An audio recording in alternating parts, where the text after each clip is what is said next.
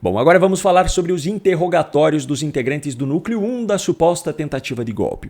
Eu quero mostrar aqui em vídeo um fato específico que aconteceu hoje e também um resumo do depoimento do ex-presidente Jair Bolsonaro, que certamente era o depoimento mais esperado por todos. Mas antes, eu faço um breve comentário sobre a minha visão a respeito do panorama geral dessas audiências. Primeiro ponto, depoimento do delator Mauro Cid deixou muito claro que, mesmo que sejam verdadeiras todas as afirmações feitas por ele, não há absolutamente nada que pudesse servir como base na legislação brasileira para justificar uma condenação a qualquer um dos acusados, pois as mais graves afirmações feitas por ele dizem respeito apenas a conversas que aconteceram. No entanto, em nenhum momento qualquer ação prática foi tomada.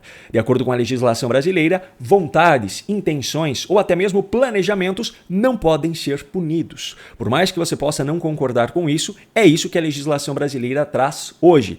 E um magistrado precisa tomar suas decisões com base na legislação vigente e não de acordo com aquilo que ele gostaria que fosse.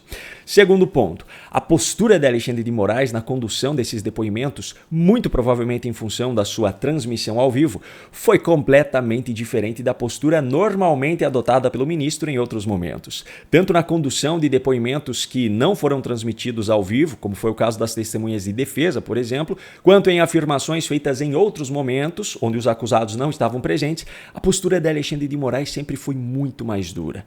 Nas audiências nessa segunda e terça, no entanto, ele parecia extremamente cordial e educado. Terceiro ponto, os depoimentos dos demais integrantes desse chamado Núcleo 1 foram extremamente esclarecedores e, em sua maioria, derrubaram com muita convicção os diferentes pontos da narrativa construída sobre essa tentativa de golpe. Eu destaco aqui, por exemplo, a segurança do almirante Almir Garnier Santos, ex-comandante da Marinha, ao rebater acusações completamente sem sentido que foram feitas na denúncia. E também destaco a sobriedade de Anderson Torres ao trazer inúmeras evidências para tornar irrefutáveis as suas afirmações. Agora, um dos pontos que eu preciso destacar aqui foi o que aconteceu com o general Augusto Heleno, ex-ministro do GSI. Logo que o ministro Alexandre de Moraes deu início à sua oitiva, o advogado de defesa do general já antecipou que o acusado, invocando seu direito constitucional de permanecer em silêncio, não responderia às perguntas de Alexandre de Moraes, responderia apenas às perguntas da própria defesa. Moraes, no entanto, além de fazer mais uma piadinha com o advogado de Augusto Heleno, algo que poderia levar um humorista à prisão, mas como foi Moraes, não tem problema nenhum, ainda não abriu mão de fazer as suas perguntas para que ficassem registradas. Veja só. Então vamos às questões específicas. Só pela ordem aqui, como Vossa Excelência já bem alertou... Doutor, o horário do almoço ainda está longo. Não vou falar. Vossa Excelência, fique tranquilo que... Vamos seguir. A exemplo de Vossa Excelência, eu tomei um brunch reforçado. Então, Vossa Excelência, fique tranquilo. Eu só estou aqui para esclarecer, Vossa Excelência, que ele vai fazer o uso parcial do direito de silêncio e vai responder única e exclusivamente às perguntas de sua defesa. Eu vou, mesmo assim, vou fazer as indagações para que conste e vou constar o direito, a utilização do direito ao Excelência, silêncio. eu só peço, por gentileza, que não fique, por exemplo, pergunte e espere o não vou ficar em silêncio. Como ele vai ficar em silêncio em todo o interrogatório, porque o que eu quero evitar, Excelência, por exemplo, a pergunta, ele vai ter que falar, vou ficar em silêncio. A pergunta, vou ficar em silêncio. É só para evitar esse constrangimento, por gentileza. Não há problema. O réu arguiu o seu direito constitucional ao silêncio. Ele somente irá responder às perguntas da sua defesa. O juiz relator, para constar na audiência, fará as perguntas na sequência, somente para que conste. Então, a primeira pergunta seria se o senhor participou da live em 29/7/2021. Por que eu fiz questão de trazer esse momento específico? Muito simples. A Lei número 13.869 de 2019, que dispõe sobre os crimes de abuso de autoridade, estabelece em seu artigo 15º, parágrafo único, inciso 1º, uma pena de 1 a 4 anos de detenção e multa para quem prossegue com o interrogatório de pessoa que tenha decidido exercer o direito ao silêncio. Ou seja, a conduta de Alexandre de Moraes, nesse caso específico, dentro da minha interpretação dessa lei, que deixa isso de forma muito clara, configura um crime de abuso de autoridade. Agora, eu preciso destacar duas coisas. Primeiro, no atual cenário do judiciário brasileiro, existe uma distância muito grande entre aquilo que diz a legislação e o que embasa na prática as decisões, principalmente dos ministros do Supremo Tribunal Federal. Segundo ponto. Esse é apenas mais um na extensa lista de crimes de abuso de autoridade praticados pelo ministro Alexandre de Moraes. E com base no histórico, não dá para esperar que nada seja feito pelas demais autoridades a respeito disso. Bom, agora, como prometido, vamos aos principais momentos do depoimento de Jair Bolsonaro na tarde dessa terça-feira. A questão da desconfiança, suspeição ou crítica às urnas não é algo privativo meu. Eu poderia citar vários nomes, citaria apenas alguns aqui. O senhor Flávio Dino, em 2012, quando ele perdeu a eleição, ou 2010, quando ele perdeu a eleição para o governo do Maranhão. Ele diz, eu teria um vídeo, mas foi indeferido o pedido, mas no vídeo está o seguinte: hoje eu tive a oportunidade de ser vítima de um processo que precisa ser aprimorado, ser melhor auditado, que é o sistema das urnas eletrônicas. E depois, o senhor acredita que houve fraude? Houve várias modalidades. Palavra do senhor Flávio Dino. Depois também, curiosamente, uma outra inserção no horário eleitoral gratuito do senhor Carlos Lupe. Por que curiosamente? Foi ele que entrou com uma ação no TSE pela minha inelegibilidade, por crítica às urnas eletrônicas. Ele falava em fraude. Mas numa dessas inserções, aproximadamente 30 segundos, que até hoje está no Facebook dele, ele termina dizendo o seguinte: sem a impressão do voto, não há possibilidade de recontagem. Sem recontagem, a fraude impera. Repito a Vossa Excelência, até hoje isso está lá no Facebook do senhor Carlos Lupe. Eu batalhei muito na Câmara, desde 2012, pelo voto impresso. Consegui aprová-lo em 2015 para 2016. A senhora Dilma Rousseff vetou, a proposta voltou para o Congresso, só na Câmara nós derrubamos o veto, com votos do PT, inclusive. No Senado, algo parecido, também derrubamos o veto. Fiquei feliz que teríamos, em 2018, o voto impresso. Eu não lembro se eu pedi audiência ou o ministro Fux me convidou. Eu fui conversar com ele sobre essa questão. E ele mostrou para mim que 5% das sessões eleitorais do Brasil teriam o voto impresso. Por que 5%? Porque não tinha recurso para mais coisa. E, com o tempo, ia chegar a 100%. Fiquei muito feliz, agradecer ao ministro Fux, me tratou muito bem. Mas, infelizmente, logo depois, por 8-3, o Supremo Tribunal Federal declarou o voto impresso como sendo inconstitucional. Ganhei também, então, uma antipatia enorme da imprensa contra a minha pessoa. E também a questão das pautas dos costumes, né? Eu sou católico, minha esposa é evangélica, e eu sempre preservei a família e a inocência de criança em sala de aula. Mais um foco de atenção contra a gente. E até do próprio Supremo Tribunal Federal, respeitosamente, eu tinha pelo menos uma ação por semana para me explicar em 24 ou 48 horas o porquê daquilo. Mas faz parte da regra. Vossa Excelência, o senhor ministro Fux, aqui do Supremo, não me viram desrespeitar uma só ordem do senhor. Não me viram em nenhum momento eu agi contra a Constituição. Eu joguei dentro das 4 linhas o tempo todo. Muitas vezes me revoltava, falava palavrão, me revoltava, tá? Falava o que devia falar, sei disso, mas, no meu entender, fiz aquilo que tinha que ser feito. Dúvida sobre eleições. Aqui eu tenho um documento aqui da Associação Nacional dos Peritos Criminais Federais. Diz logo na entrada aqui: as fragilidades das urnas eletrônicas sem o voto impresso. E mais na frente, também, a Associação Nacional dos Peritos Criminais diz: fraude sistêmica facilitada, consenso científico, todo o sistema eletrônico / computacional possui vulnerabilidades. Então, basicamente, senhor ministro, a minha retórica me levava a falar dessa maneira. Essa reunião não era para ter sido gravada, algo reservado. Como em tudo quanto é local, se faz reunião reservada. Alguém gravou, no meu entender, de má fé.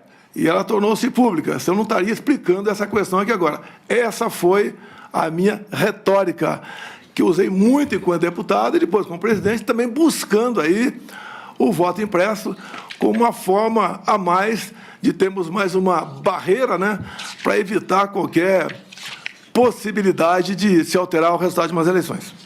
Por ocasião das eleições, agora propriamente dito, logo um pouco avante disso aí. Acredito, senhor ministro, que foi um pouco disfuncional. Eu não pude, por exemplo, por decisão do TSE, fazer live do Alvorada. Eu tinha que ir na casa de um conhecido para fazer uma live. Eu não pude, por ocasião do horário eleitoral gratuito, usar as imagens de 7 de setembro, usar as imagens minhas na ONU, usar imagem do outro candidato lá numa comunidade do Rio de Janeiro usando o gorro do CPX. Eu não podia usar imagens do enterro da rainha Elizabeth. Eu não podia, basicamente, fazer nada. Quase tudo era proibido. Houve decisão também que eu não podia baixar o preço do combustível, como se eu fosse baixar na canetada, isso aí. Eu fui acusado de muita coisa, inclusive pedófilo durante esse período. Agora, o outro lado podia tudo, até me acusar de genocida. Então, tudo isso aconteceu. Quando eu não pude usar as imagens do Lula ali, defendendo o aborto, ou ao lado de ditadores, isso prejudicou a minha campanha. Eu queria mostrar também a imagem dele em 2009, defendendo lá o Irã enriquecer urânio acima de 30% para fins pacíficos, segundo ele. Eu fui tolhido. O maior prejuízo que eu tive, no meu entender, foi não poder usar imagens do 7 de setembro. Com todo o respeito, acredito que isso tudo pesou contra a gente. E no mais, né? 3 resoluções do TSE, que tem que entrar para valer, tem que entrar em vigor de março para trás, do ano das eleições, valeram, inclusive, uma editada entre o primeiro e o segundo turno. As partes de direita, todas derrubadas constantemente em nome da desinformação. Então, dessa desfuncionalidade, no meu entender, prejudicou bastante a minha campanha. Não vou sugerir nada a quem quer que seja aqui, mas acredito que, dado o que vem acontecendo de reclamações por ocasião das eleições, para o bem da democracia, seria bom que algo fosse aperfeiçoado para que não pudesse haver qualquer dúvida sobre o sistema eleitoral. Se não houvesse essa dúvida, com toda certeza, nós não estaremos aqui hoje. Na verdade, não há nenhuma dúvida sobre o sistema eletrônico e esse inquérito não tem absolutamente nada a ver com as urnas eletrônicas, absolutamente nada. Em 2016, a senhora Dilma Rousseff reuniu-se com embaixadores. O assunto foi outro, mas ela se reuniu com embaixadores, que é uma política privativa do chefe do Executivo. 2 meses antes dessa minha reunião com embaixadores, o senhor ministro Fachin também se reuniu com embaixadores. E a ênfase foi que, tão logo o TSE concluísse a apuração, os respectivos chefes de Estado deveriam, então, reconhecer o ganhador. Essa é a norma, é a regra, só que me causou surpresa. Daí eu convidei os embaixadores para mostrar o inquérito 1361. E, com todo respeito, mesmo que seja um outro foco, um inquérito, tá? Após a minha conversa com embaixadores, no dia seguinte, ser classificado como confidencial, a gente fica um pouco surpreso com isso. E, obviamente, não foi de agora, não foi enquanto do então presidente Jair Bolsonaro. Desde 2012, no mínimo, eu sempre lutei pelo voto impresso. Nós estávamos na iminência de aprovar uma PEC dentro da Câmara dos Deputados que tratava do voto impresso. A autoria da deputada Bia Kiss, o relator, o deputado Felipe Barros. Quando, então, o senhor ministro Barroso foi lá para o parlamento, conversou com lideranças, no dia seguinte foram trocados os componentes da comissão especial, nós perdemos a votação na comissão, depois o presidente resolveu levar para o plenário, ganhamos, mas não com voto qualificado. Então, essa questão do voto impresso é uma coisa minha desde há muito tempo, como foi do Flávio Dino, como foi de outras personalidades, a mais variada possível, a maioria de esquerda. Então, se eu exagerei na retórica, devo ter exagerado com toda certeza. Mas a minha intenção, meu objetivo sempre foi mais uma camada de proteção por ocasião das eleições, de modo que evitasse qualquer conflito, né, qualquer suspeição. O senhor se reuniu com o seu ex-assessor, Felipe Martins, né? O Felipe Martins, com um advogado que foi levar estudos sobre o artigo 142 e uma minuta de decreto com considerandos, uma minuta que previa a quebra da normalidade democrática? Para tratar de minuta, não. Eu lembro que ele esteve lá, foi várias vezes teve no Alvorada, foi uma vez só não. Raras vezes conversei com ele. Ele não é a pessoa adequada para tratar de minuta, seja qual for. Ele que o senhor diz? O Felipe Martins. Felipe Martins. Se bem que eu digo uma coisa, né? Quando se fala em minuta, dá a entender que é uma minuta do mal. Da nossa parte, tá? Quando se fala em minuta do mal, conspiração, né? Eu sempre tive o lado da Constituição. Então, eu refuto qualquer possibilidade de falar em minuta de golpe ou uma minuta que não esteja enquadrada dentro da Constituição brasileira.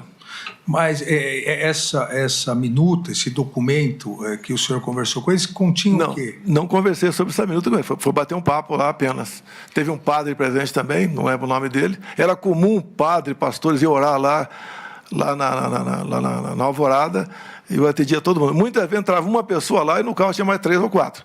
E nem sempre eu atendia todo mundo. Geralmente estava na parte domiciliar, que é de cima, e às vezes eu descia para atender essas pessoas lá embaixo, que era o escritório da presidência. Não fiquei na presidência, não teria tido um montão de problemas se estivesse lá, dada a minha erisipela, que me vitimou por aproximadamente 20 dias. Eu queria ter acesso a essa minuta. A minuta está nos autos. Mas não tem um cabeçalho e nem um fecho. Deve ter os considerandos ali apenas. Tá?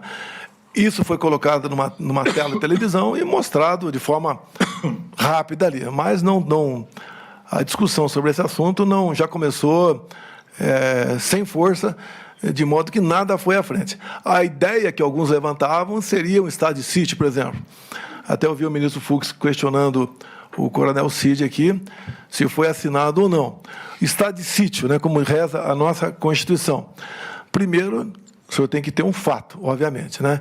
E depois convocar os conselhos da Defesa e da República, coisa que não foi feita. Então, quando alguns falam que foi dado o início é a convocação dos conselhos. Quem compõe esses conselhos? O presidente da Câmara, o presidente do Senado, o líder da maioria na Câmara e no Senado, o líder da maioria, indicados pela população, alguns ministros. Ninguém foi convocado para participar de uma possível início de uma proposta de sítio. E vamos supor que tivesse sido convocado. O presidente encaminharia uma mensagem para o Congresso pedindo autorização para assinar um decreto. Então, não existe a possibilidade que era o presidente assinar o decreto, porque tal comandante de força não queria, outro queria. Não existiu isso aí. O que existiu na prática foi, como nós fomos impedidos de recorrer ao TSE com preocupação de uma penalidade mais alta do que ocorrida aquela de, se não me engano, 23 de novembro, nós buscamos alguma alternativa na Constituição e achamos que não procedia e foi encerrado. Agora, em função disso, apesar dessas reuniões, a não ser essa do dia 7, talvez aqui, todas as demais serem reservadas, eu, ministro da Defesa e 2 ou 3 comandantes, as ilações, o que estava tratando tratar lá dentro, corria solto. Então, a gente lamenta as ilações, mas em nenhum momento eu, ministro da Defesa ou os comandantes de força, sequer pensamos em fazer algo ao arrepio da lei ou arrepio da nossa Constituição.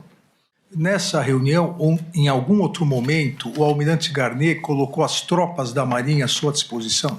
Em hipótese alguma. Não existe isso.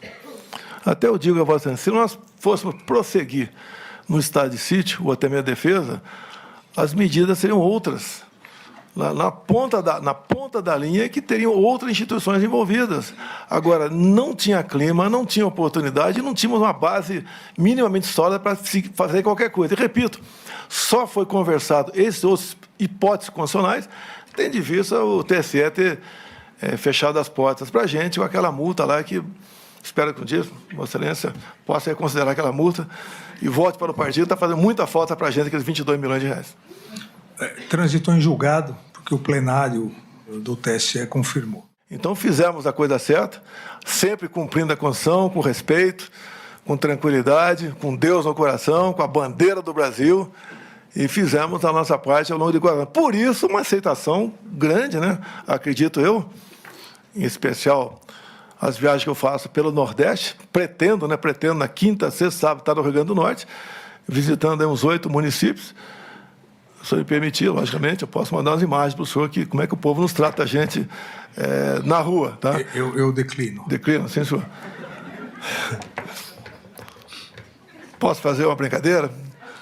O senhor que sabe. Eu perguntaria aos seus advogados antes. Eu gostaria de convidá-lo para ser meu vice em 26. É isso aí. Eu declino novamente. Meu ministro, desculpa aqui. Então, dizer a Vossa Excelência que o meu comportamento, minha mãe de ser, tivemos alguns contatos, conversei com Vossa Excelência em dezembro de 22, tive no Supremo Tribunal Federal, depois das eleições, o senhor estava presente lá com mais 7, 8 ministros, está o Paulo Guedes com a gente. Acredito que o senhor não tem bola de cristal, mas o senhor olhando para a minha fisionomia, eu sempre procurei transmitir a verdade acima de tudo. Golpe de Estado, né, que o senhor vai chegar lá, está chegando lá. O golpe de Estado não são meia dúzia de pessoas, 2 ou 3 generais e meia dúzia de coronéis. Só pode ver. Muitos chamam o Temer de golpista até hoje pelo impeachment. A questão de 64, que a esquerda chama de golpe até hoje. Teve o apoio do Congresso Nacional, de toda a imprensa, exceto o Jornal Última Hora, da Igreja Católica, das senhoras nas ruas com a Marcha de Deus com a Família, a classe empresarial, o pessoal do agro, o apoio externo, tudo isso foi presente. Falar em golpe de Estado, dessa forma como se tratou aqui, o que aconteceu, em especial depois do meu governo, onde estava fora do Brasil, graças a Deus estava fora do Brasil, sem qualquer participação minha, sem qualquer liderança, sem Forças Armadas, sem armas, sem um núcleo financeiro, sem nada, isso não é golpe. Nunca fugi das 4 linhas da Constituição. Golpe, eu fico até às vezes arrepiado quando se fala que 8 de janeiro foi um golpe. Aquelas 1.500 pessoas, pobres coitados, que até foi levantada por um dos que me antecederam agora há pouco aqui, sem ônibus, né, chegaram na região do setor militar urbano na madrugada de domingo. E o pessoal foi embora logo depois da baderna. E sobrou para quem estava acampado aqui. Quem realmente fez, foi embora. Agora, aquilo não é golpe. Não foi encontrada uma arma de fogo junto àquelas pessoas. O próprio Lula, no dia anterior, que é uma pessoa bastante, coração muito grande, ele foi para Araraquara para ver aí uma erosão de uma chuva que tinha ocorrido dia 29 de dezembro. Ele estava fora de Brasília. Outras coisas mais aconteceram, acho que não é o caso de comentar aqui. E a gente só tem uma coisa a afirmar a Vossa Excelência. Da minha parte, por parte de comandantes militares, outros estados do meu lado, nunca se falou em golpe. Golpe é uma coisa abominável. O golpe até seria fácil começar. O after day, que é simplesmente imprevisível e danoso para todo mundo. O Brasil não poderia passar por uma experiência dessa. E não foi sequer cogitado essa hipótese de golpe no meu governo.